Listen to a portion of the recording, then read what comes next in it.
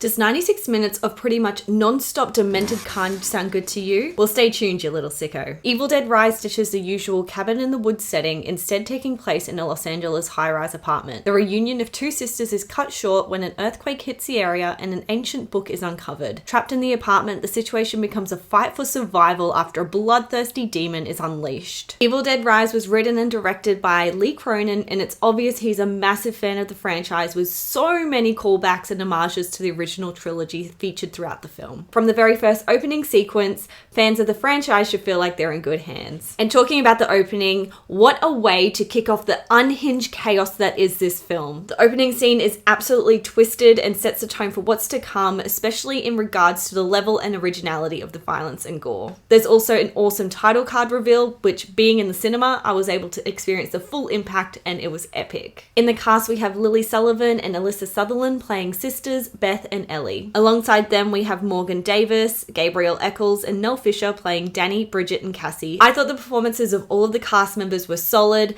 but there's one performance that stood out among the rest and overshadowed everyone, and that's Alyssa Sutherland's completely deranged portrayal of a woman possessed. She pulled out all the stops and was so terrifying, yet so captivating. The way that she was able to move her body and her facial expressions were downright creepy, but I couldn't take my eyes off her. She was so much fun to watch, and every scene with her in it is pure nightmare fuel. On the violence and gore front, Cronin has us covered. The franchise is known for its excess of blood and body fluids, and this film is no exception. Expect lots and lots of blood, 6,500 liters of it to be exact, and vomit, and all the fun things. And expect the unexpected. There's a third act reveal, which is extremely shocking. Body horror fans, this film is for you. The special effects are fantastic, and following suit from the previous films, are pretty much entirely practical. On a similar tangent, Evil Dead Rise scores high on the scare factor. Along with Alyssa Sullivan's bone-chilling performance,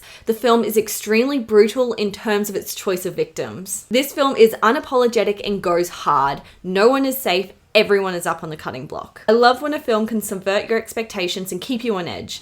There's an element of unpredictability which is so refreshing but also anxiety-inducing. Another highlight is the tone of the film. It maintains a tense and suspenseful atmosphere, but there's a real humorous undertone to it as well. It's not as goofy as the original trilogy, but it has a lot more levity than the 2013 remake. In terms of criticisms, I don't really have many, and the ones I do have are really just nitpicks. I'd say that there's parts of the plot that aren't logically watertight, but that's really me just grasping at straws. And that's really all I have when it comes to criticisms. If you couldn't tell, I really love this film. Overall, Evil Dead Rise was everything I want it to be, a completely demented bloodbath of a film. It's a solid addition to the Evil Dead franchise, and my favorite film in the series so far. Lee Cronin has successfully embodied the spirit of the previous films, but has also managed to make it feel fresh. It's just as brutal and disgusting as ever, and just a whole lot of fun. It's not for the faint of heart, but well worth the assault on the senses. I gave Evil Dead Rise a 9 out of 10. So that's my review of Evil Dead Rise. If you've seen the film, let me know your thoughts,